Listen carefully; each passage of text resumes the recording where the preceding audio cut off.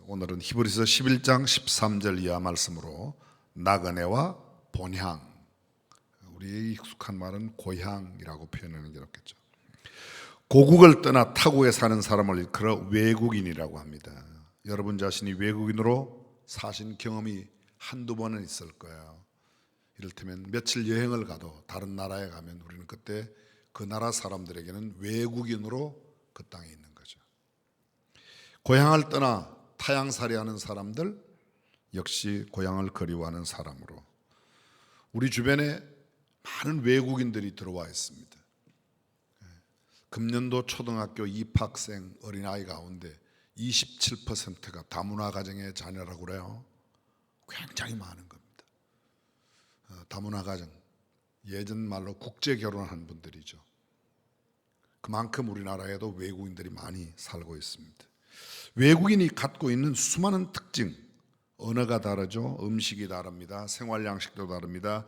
습관과 풍습 여러 가지, 다른 게 한두 가지가 아닙니다. 그런데 한 가지 공통점, 또 공통점도 여러 개 있지만 그 중에 한 가지 공통점은 모두가 다 조국을 그리워한다는 거예요.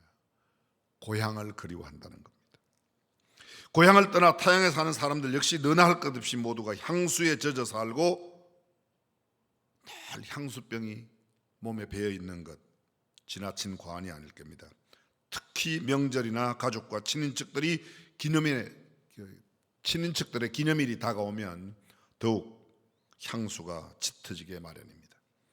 이제 몇 날이 못돼 우리 고유의 명절인 한가위 추석이 돌아오면 어김없이 고향을 찾는 행렬이 또 북새통을 이룰 겁니다.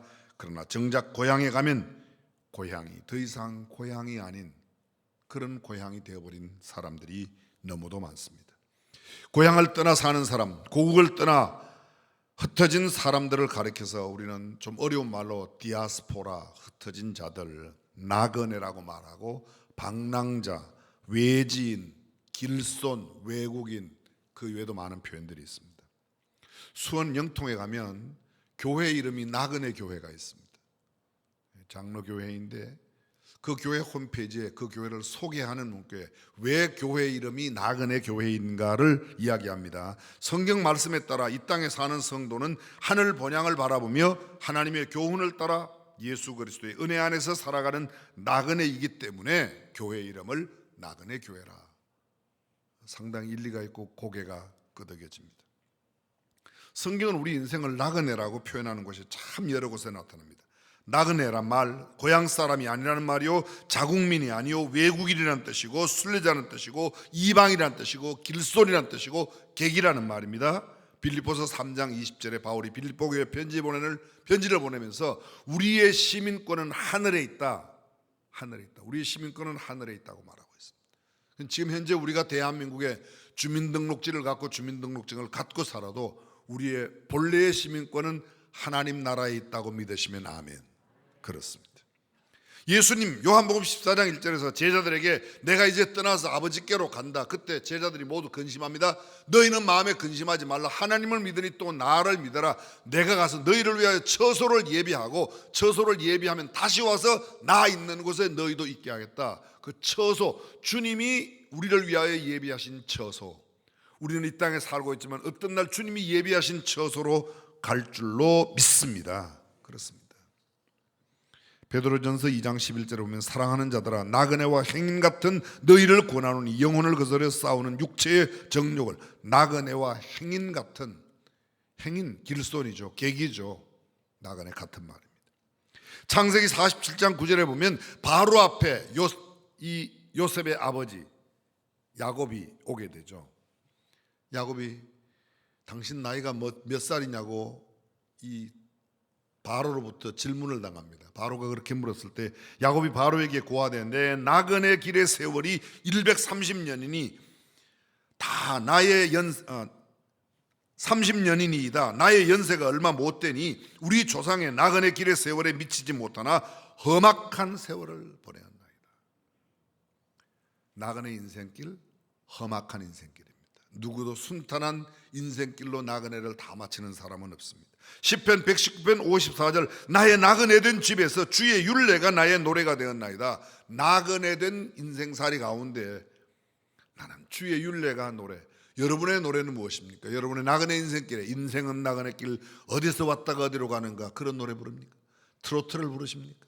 발라드를 부르십니까? 힙합을 부르십니까? 댄스를? 아니에요. 시편 기자처럼 주의 율례가 나의 노래가 되었나이다. 늘 하나님의 말씀을 붙들고 하나님을 노래하며 살아가는 저와 여러분이 되어야 할 줄로 믿습니다. 사도행전 2장에 초대교회가 처음 생겨날 때 마가의 다락방에 모여 성령을 체험했던 오순절 날이 이미 이름의 성령이 그들에게 강하게 임했습니다. 그때 그곳에 모여든 사람들 120명의 출신지를 이렇게 말합니다. 2장 10절 우리는 바데인과 메데인과 엘람인과 및 메소포타미아 유대와 갑바도기아 본도 아시아 부르기아 밤빌리아 애굽 및 구레네에 가까운 리비아 여러 지방에 사는 사람들과 로마로부터 온 나그네 곧 유대인과 유대교에 들어온 사람들과 그레데인과 아라비아인들이라 우리가 다 우리의 각 방언으로 하나님의 큰 일 말함을 듣. 여기 16개 나라 본토인까지 17개 나라의 백성들이 함께 있습니다. 그런데 그들 모두 이렇게 말합니다. 지방에 사는 여러 지방에 사는 사람들과 로마로부터 온 나그네, 그들 모두는 나그네라고 말하고 있습니다. 베드로가 편지를 썼습니다. 베드로전서, 베드로후서. 베드로전서 1장 1절 보십시오. 예수 그리스도의 사도 베드로는 본도, 갈라디아, 갑바도기아, 아시아와 비두니아에 흩어진 나그네, 유태인들이 각기 흩어져 사는데 그들을 가르쳐서 흩어진 나그네라고 이야기하고 있습니다. 인생은 나그네 길입니다. 창세기 23장 4절에 보면 나는 당신들 중에 나그네요 우거한 자니 청컨대 당신들 중에서 내게 매장지를 주어 소유를 삼아 나로 내 죽은 자를 내어 장사하게 하시오. 아브라함이 사라가 죽었을 때 그 사라의 죽음을 위하여 매장지를 구하면서 그곳 사람들에게 내가 나그네 인생길 살아가는데 매장지를 좀 주세요. 돈을 주고 사죠. 레위기 25장 23절에는 토지를 영영히 팔지 말 것은 토지는 다 내 것임이라 너희는 나그네요 우거하는 자로서. 여기 아까 아브라함도 나그네요 우거한다. 이 우거한다는 말이 곁다리로 붙어서 하는 겁니다. 내가 주인으로 사는 게 아니고 남에게 얹혀 산다, 곁에 산다, 붙여 산다 그런 말입니다. 우거한다는 말은 짧게 더불어 사는 겁니다. 오랜 기간 정착하는 삶이 아니라 짧게 살아가는 겁니다. 역대상 29장 15절에 성전이 완성되었을 때 기도합니다. 주 앞에서는 우리가 우리 열조와 다름이 없이 나그네와 우거한 자라. 성경 곳곳에 우리는 나그네라고, 우리는 잠깐 지난 우거하는 사람이라고, 곁에 붙어 사는 사람이라고 말합니다. 오늘 성경 본문 히브리서 11장 13절 이 사람들은 다 믿음을 따라 죽었으며 약속을 받지 못하였으되 그것들을 멀리서 보고 환영하며 또 땅에서는 외국인과 나그네로라 증가했으니. 이 사람들이 어떤 사람들입니까? 히브리서 11장에 나오는 믿음의 영웅들을 잠시 뒤에 다시 설명드리겠습니다. 여러분은 고향을 어떤 곳이라고 생각하십니까? 제가 사전을 찾아보았더니 이 고향이라는 단어가 그렇게 만만한 단어가 아닙니다. 자기가 태어나서 자란 곳을 고향이라고 그럽니다. 그런데 그것도 나서 자란 곳이면 출생 장소를 기준으로 하는 경우가 있고 출생 등록지를, 수원에 사는 사람이 사실은 출생지라고 말하면 요새 태어난 사람들은 거의 다 산부인과에서 태어나지 집에서 나는 사람이 없어요. 근데 출생지 산부인과 이렇게 안 쓰잖아요, 그죠? 수원 사람이 서울에 있는 산부인과 병원에 가서 아기를 낳아도 고향을 적을 때 수원이라고 적어요? 서울에 있는 병원 산부인과라고 적어요? 수원이라고 적어요. 등록할 때, 소위 호적 올릴 때, 출생신고할 때 어디다가 적는가, 그걸 고향으로 생각합니다. 어떤 사람은 내가 성장을 어디에서 했는가, 그걸 갖고, 대구에서 태어났는데 전주에 가서 국회의원 나오는 사람은 내가 전주에 일찍이 2살 때 이사 와서 전주에서 초등학교 나오고 전주에서 중학교, 고등학교, 전주에서 나는 전주 사람입니다 이렇게 말해요. 나 대구 사람이라고 말 안 하는 겁니다. 그렇죠? 그래야 표를 얻으니까. 표에 본적지를 기준으로 하는 사람이 있습니다. 부모의 본적지. 내가 태어나기는 여기서 태어났는데 부모님의 본적지가 어디면 본적지로 올리는 경우도 있습니다. 짧은 시간 다 나열없습니다. 어떤 사람들은 조상 대대로 살아온 곳을 고향이라고 말합니다. 어떤 사람은 마음속에 깊이 간직한 그립고 정든 곳, 그것을 고향이라고 생각합니다. 섬에서 태어난 사람들은 바다는 내 고향이라고 말해요. 바다는 내 고향. 바다가 아니에요. 뭐 앞에도면 앞에도, 거제도면 거제도, 거기가 섬인데도 바다만 보면 나는 바다는 내 고향이, 이렇게 표현한단 말이죠. 어떤 사물이나 현상이 처음 생기거나 시작한 곳, 이를테면요, 바흐, 유명한 음악가 바흐가 태어난 집은 서양 근대 음악의 고향이라고 합니다. 그분이 서양 근대 음악을 참 크게 활성화시켰기 때문에 고향, 그렇습니다. 인간은 방랑에 대한 동경과 고향에 대한 동경을 가지고 있다고 게오르크 진멜이 말했습니다. 집안에 있는 사람들은, 고향에만 살던 사람은 외지에 나가고 싶고, 외지에 나간 사람들은 늘 고향을 그리워합니다. 그렇죠? 꼭 그런 것 같아요. 세상 사람들이 거의 그런 것 같아요. 결혼을 안 한 사람은 꼭 결혼을 하고 싶어하고, 결혼을 한 사람은 아이고 내가 이렇게 살려고 결혼했는가. 인생이란 고향집으로 향하는 여행이라고 허먼 멜빌이 말했습니다. 귀향이란 그 눈으로 가까이 돌아가는 일이다. 교도소에서 태어난 자는 교도소를 사랑한다. 고향에 대한 향수는 누구에게나 다 있다는 이야기입니다.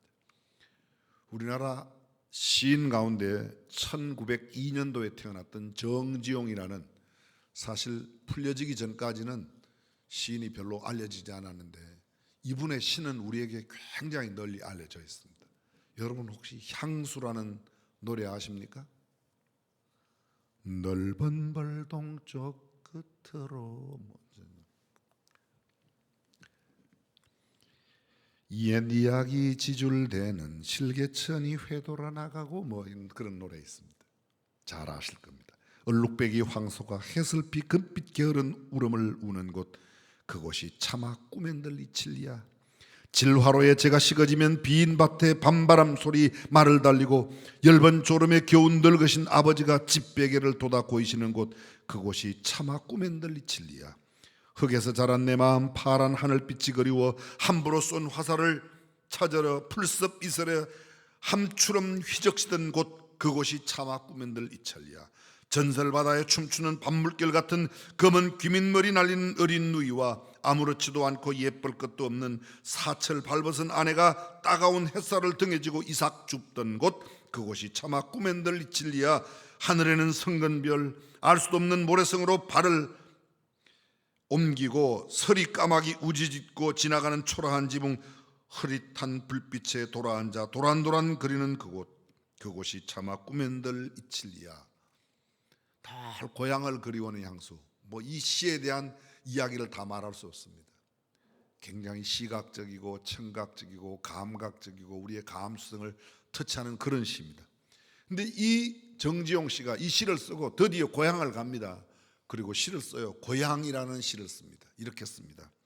고향에 돌아와도 그리던 고향은 아니려뇨.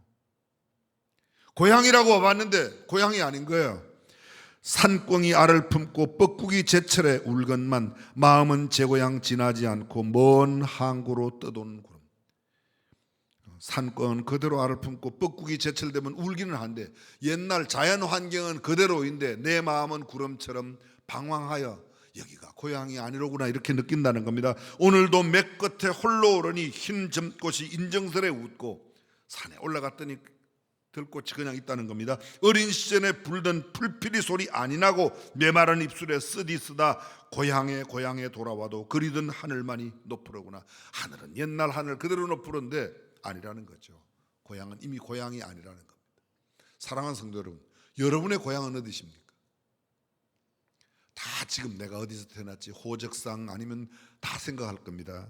그러나 실제로 우리의 고향은 하나님 나라가 영원한 본향, 고향인 줄로 믿으시면 아멘.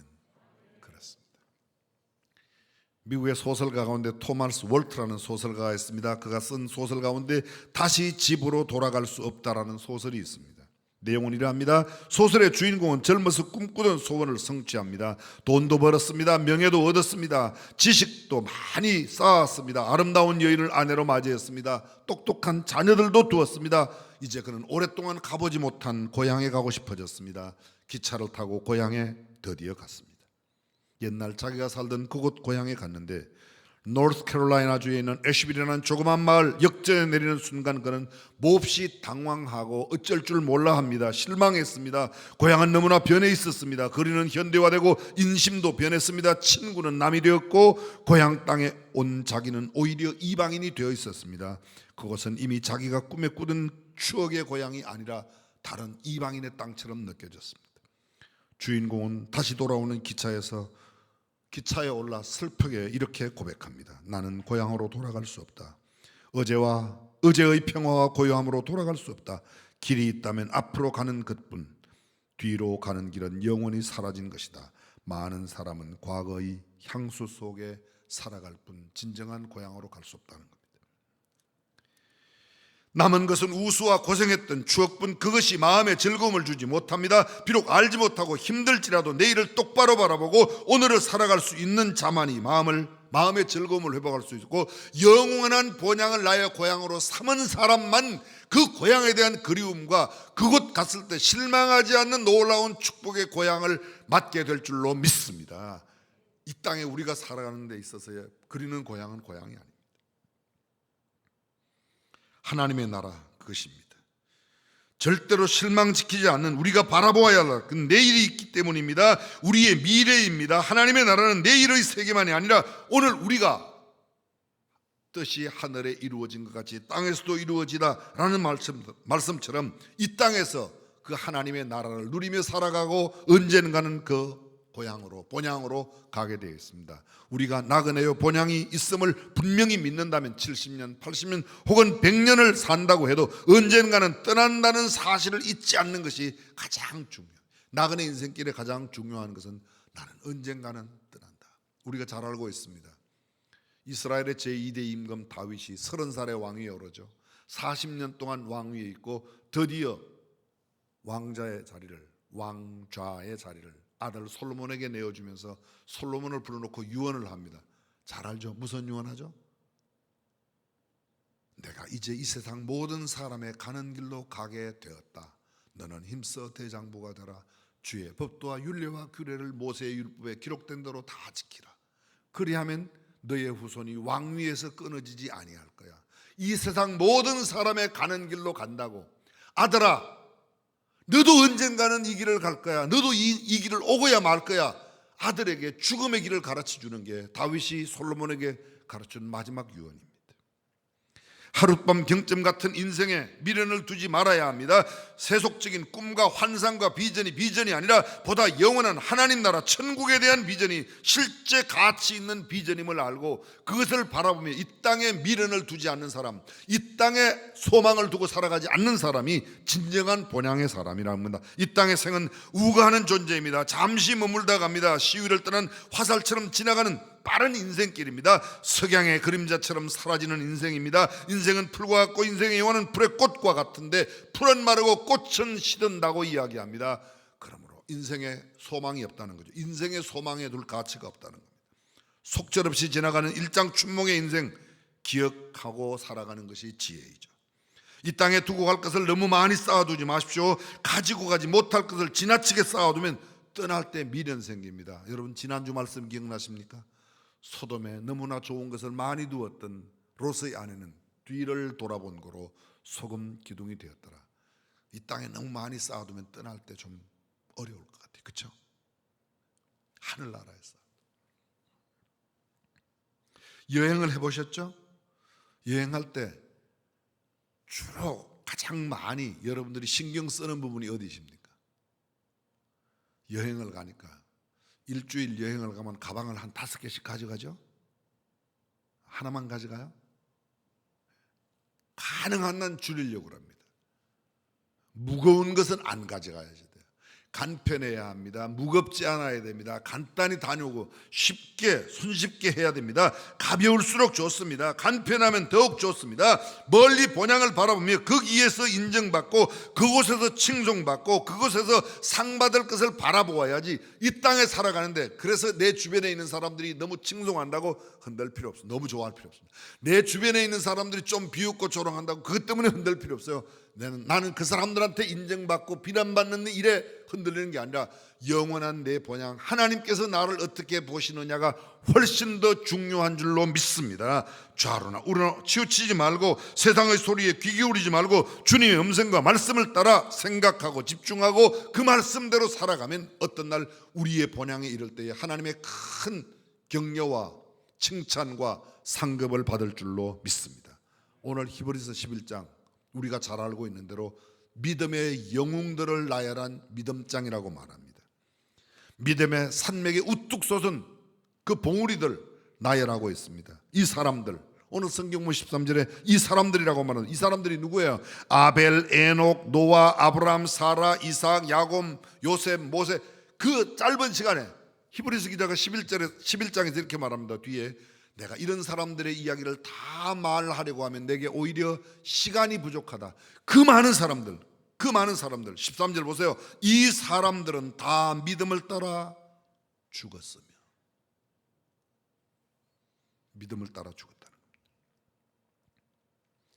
이 사람들에 대한 이야기를 바로 이 13절 직전에 나오는 9절에 보면 저가 외방에 있는 것 같이 약속하신 땅에 우감이. 저는 아브라함을 말합니다. 아브라함이 외방에 있는 것 같이, 외국 다른 나라죠, 다른 나라에 있는 것 같이 약속하신 땅 가나안 땅에 거하여 나그네로 붙여 살며 장막에 거하였으니. 어디에요?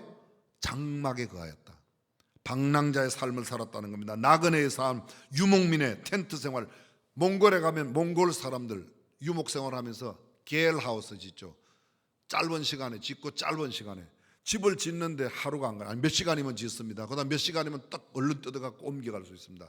이 천막 생활, 텐트 생활한 겁니다. 그런데 보십시오. 계속해서 하나님이 경영하시고 지으실 터가 있는 성을 바라보았다고. 나그네로 살아요. 나는 지금 천막에 살고, 나는 지금 텐트에 살고, 나는 지금 장막 가운데 살지만, 계열에 살지만 그는 바라보기는 성을 바라봅니다. 누가 계획하셨어요? 하나님이 경영하시고 지으실, 하나님께서 설계하시고 하나님께서 직접 지으시는 성이라고 말합니다. 여기 대조되고 있는 두 곳이 나와요. 텐트와 성입니다. 나그네 인생길은 텐트 생활이에요. 근데 여기다가 너무 좋은 집을 많이 지어두면 나중에 두고 가기가 아까워요.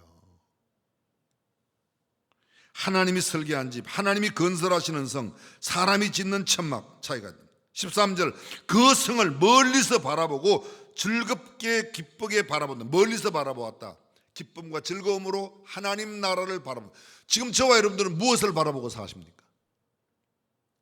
내년에는 사업이 잘 되겠지, 내년에는 형통할 거야, 내후년에는 손자를 얻을 거야 아니라 영원한 하나님 나라의 소망을. 그 다음 성경은 이렇게 되어 있습니다. 멀리서 바라보고 환영하며. 이 헬라어 원어의 뜻은 환영한다는 말은 환호성을 지르며 춤을 추면서 막 껴안고 좋아하는 겁니다. 자, 여쭤볼게요. 여러분들은 천국의 이야기를 들을 때 막 환호성을 지르, 와 천국 이러면서 막 춤을 추면서 좋아해 보신 적이 있으십니까? 천국 간대. 아멘. 그런 곳이 아니라는 거예요. 내가 이 땅에 살아가는 것은 여기서 고르그가 고대 광시를 짓고 진수성찬 고량 진미를 먹고 수많은 사람들이 부러워하는 것을 다 누리며 살아도 아니야, 이거는 지나가는 것뿐이야. 나는 영원한 하나님 나라에. 그래서 하나님 나라 이야기만 들으면 신나고 즐거운 겁니다. 최근에 줄곧 만나왔던 목사님 어저께 또 만났습니다. 그 목사님 간증은 참 대단해요. 이분은 목회를 전념하지 않은 협동 목사님으로 계시면서 비즈니스를 하세요. 공장을 하나 경영하시는데 1년에 매출이 한 700~800억 정도 매출을 올린대요. 꽤 중소기업 쳐놓고는 아주 탄탄한 그런 중소기업인데, 자기가 얼마 전에 이야기했는데 이렇게 계산하더니만 지금까지 자기가 한 400억 정도를 어려운 사람들에게 나눠줬대요.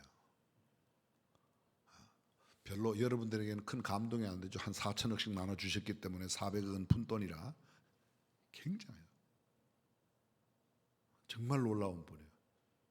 어저께는 이런 간증을 했어요. 자기가 정말 소망 없이 살던 사람인데 그 아버지는 맹인이셨어요.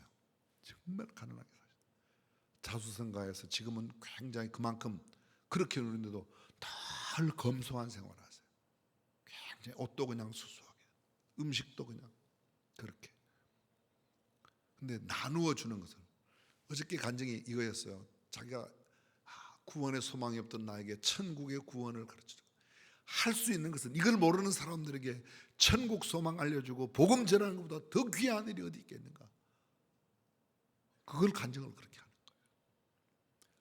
거예요. 그분 보면 천국을 마치 금방, 오늘이라도 사랑하는 성도 여러분, 저와 여러분들이 감격적인 천국의 감동을 갖고 살아가시기를 주님의 이름으로 축원합니다.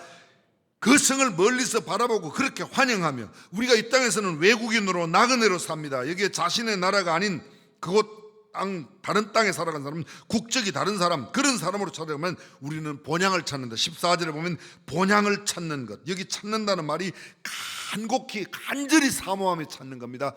잃어버린 동전 하나 찾듯이 그냥 그렇게 찾는 것이 아니고, 이건 찾지 않으면 안 된다는 간절한 마음으로 찾는 것입니다. 본향이라는 단어 성경에 여기 딱 한 번 나와요. 본향이라는 단어가 그 뒤에도 그 다음 구절에도 나오는데 16절에도 나오는데, 나은 본향. 근데 헬라어 원어가 다릅니다. 여기 딱 한 번 나와, 한 번 쓰인답니다. 참된 고향, 열조들이 거하는 곳, 영원한 고향, 천국, 하나님 나라를 말하는 건 딱 여기 한 번 나와요. 성경에 보면 아브라함이 이렇게 말합니다. 돌아가려고만 했더라면 돌아갈 수 있는 고향이 있었다라고 말할 때 그 고향은 아버지 데라가 그와 함께 살았던 갈대아 우르입니다. 그런데 아브라함은 갈대아 우르를 자기의 고향으로 돌아가겠다고 하는 게 아니고 본향, 하나님 나라, 천국, 그것을 말하고 있습니다. 성도들도 모두가 다 두 개의 본향을 갖고 있습니다. 고향을 갖고 있습니다. 저의 고향은 문경이에요.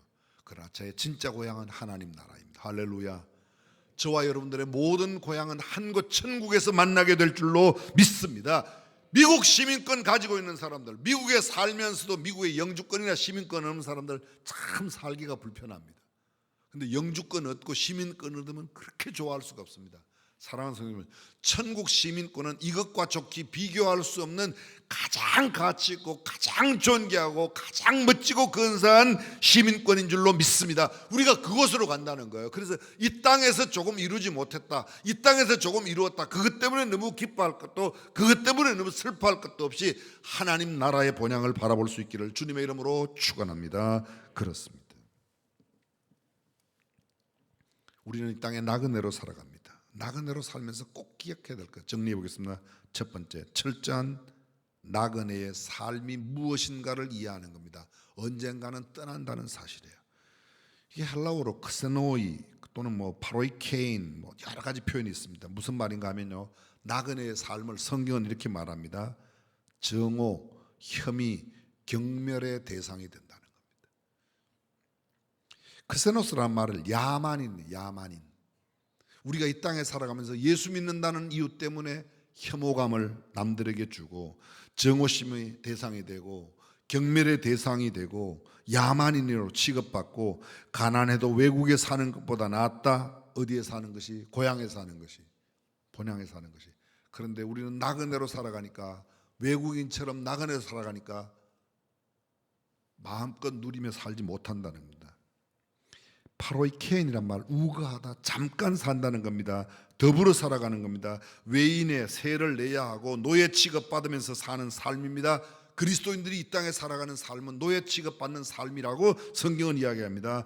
파레피데모스, 이 말은, 파레피데모스는 본래 집이 있지만 지금 거하는 곳이 집이 없는 사람, 소위 말하는 무주택자입니다. 진짜 집은 하나님 나라에 있지, 이 땅에 있는 집은 내가 사는, 진짜 영원히 사는 집이 아니라는 겁니다. 그래서 우리는 무주택자야. 아니 내가 50평짜리 집이 있는데, 아니 그 말고요, 우리가 살아간 50평짜리 얼마 동안 사는데요? 조금 살다가 잘 물려주면 아들한테 물려주고, 아들한테 물려받았는데 팔면 또 금방 이웃집에 가고, 아니면 돈 못 갚으면 집 날리게 되고, 빌려줬다가 못 갚아도 뛰게, 여러 가지.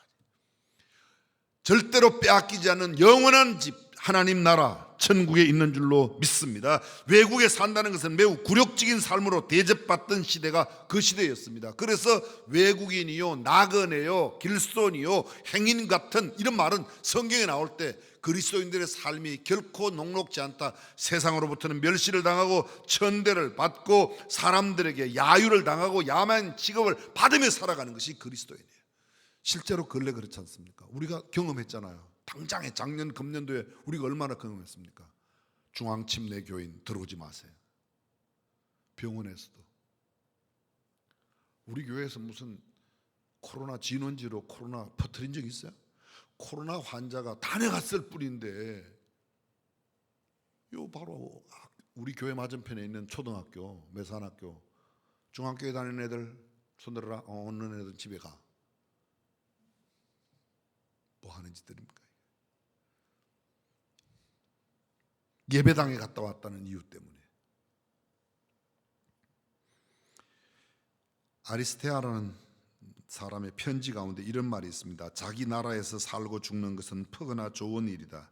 외국에 있는 가난한 자는 멸시를 당하고 외국에 있는 부자는 수치를 당한다. 가난해서 멸시를 당하고 부자 돼도 수치를 당하고, 왜냐하면 외국인은 무엇인가 나쁜 일로 인해서 추방당한 것이 아닌가 하는 혐의를 받고 있기 때문이다. 이 땅에 살아간 나그네로 살아가니까 사람들은 우리를 싫어합니다.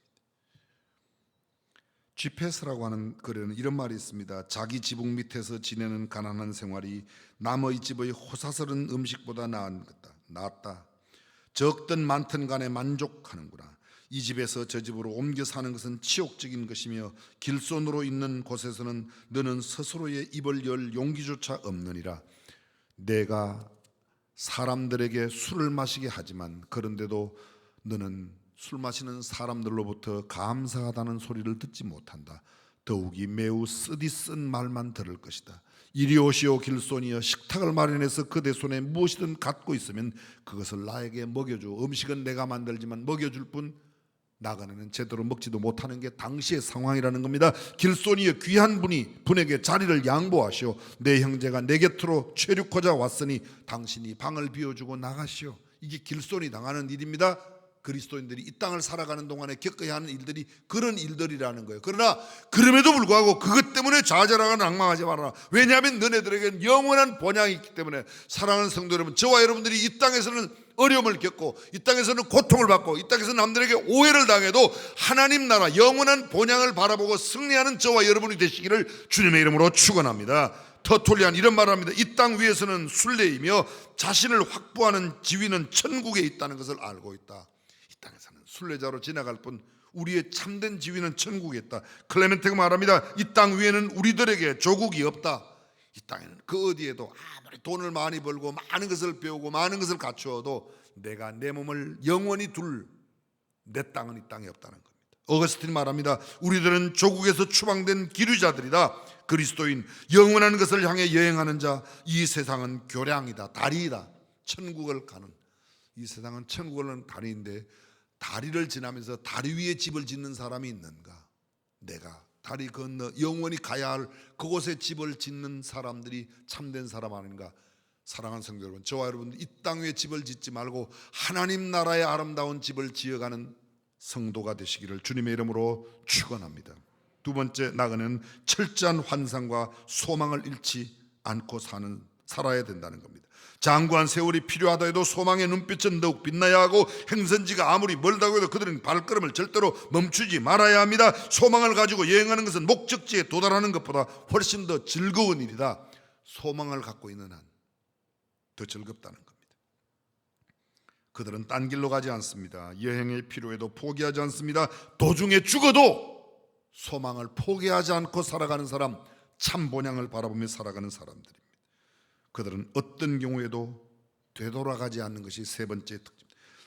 비행기는 일단 이륙을 하면 목적지를 향해서, 예를 들면 인천에서 떠나서 미국을 가죠. LA를 간다. 그러면 LA를 가는 도중에 어떤 시점을 지날 때 이런 게 있습니다. 불환 지점. 그 점을 지나고 나면 다시는 되돌아올 수 없습니다. 되돌아오기에는 비행기 기름이 부족해요. 휘발유가 부족해서. 그래서 일단 불환 지점을 통과하면 끝까지 가는 겁니다. 이것을 알고 있는 사람이 그리스도인의 삶을 이렇게 말했습니다. 예수 믿는 순간 예수 믿는 사람들은 불환지름을 지났다고 말합니다. 근데 가끔 돌아오는 사람이 있어요. 여러분 이런 사람 혹시 있습니까? 한 50년 동안 믿었으니까 이제는 좀, 주변에 있는 사람이 아니 뭐 예수 한 50년 믿었다며 이제 좀 쉬고 좀 천천히, 그런 게 없습니다. 예수 믿는 것은 딱 출발하는 순간 다시 되돌아올 수 없는 불환지름을 지났기 때문에 마지막 목적지에 있는 매력을 아는 사람은 피곤함을 절대로 모릅니다. 천국의 매력을 아는 사람은, 하나님의 집에 어떤 것이 나를 기다리고 있다는 것을 믿는 사람은 결코 흔들리지 않는다는 겁니다. 어떤 사람이 마국간에서 일하는 노인에게 물었답니다. 이제 실정 날 때가 되지 않았어. 그렇게 오래 했는데. 근데 마국간에서 일하는 노인이 답합니다. 이 세상 저 건너편에 무엇이 있는지 아는 사람은 절대로 피곤하지 않습니다. 지루하지 않습니다. 여러분 혹시 예수 믿는 지가 한 50년, 60년 됐으니까, 저도 지금 교회 다니는 지가 66년째 다니거든요. 우리 엄마 뱃속에서부터 다녔으니까. 그럼 지금쯤은 좀 지루할 만도 하죠?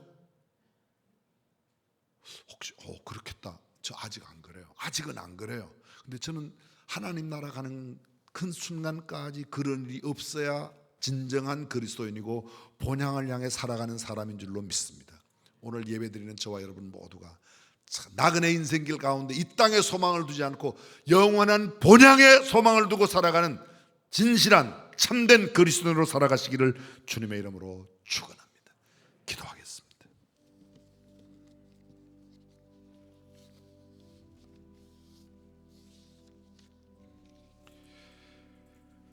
나그네로 외국인으로 행인처럼 살아가는 인생길 살아가며 이 땅에 조금 더 남들보다 가졌다고 뽐낼 것 없죠. 남들이 깨닫지 못했던 것 한두 가지 더 깨달았다고 그렇게 의시될 것 없죠. 하룻밤 지나가는 경점 같은 인생, 일장춘몽의 인생 속에 우리가 자랑할 수 있는 것이 별로 없습니다. 그러나 영원한 하나님 나라가 나의 본향임을 믿고 그곳에 갈 수 있는 사람은 우리의 자랑이 본향임을 압니다. 우리의 자랑이 예수님이라는 사실을 알고 있습니다. 매년 명절을 맞이하며 육신의 고향을 찾고 그리는 사람들, 이제는 영원한 본향을 바라볼 수 있는 영안이 더 크게 떠여져 깊은 감동과 감격으로 살았으면 좋겠습니다. 전능하신 우리 하나님, 우리의 모든 삶이 온전히 영원한 본향을 향해 초점을 맞추고 사는 삶 되게 하여 주옵소서. 우리 주님 예수님의 이름으로 기도합니다.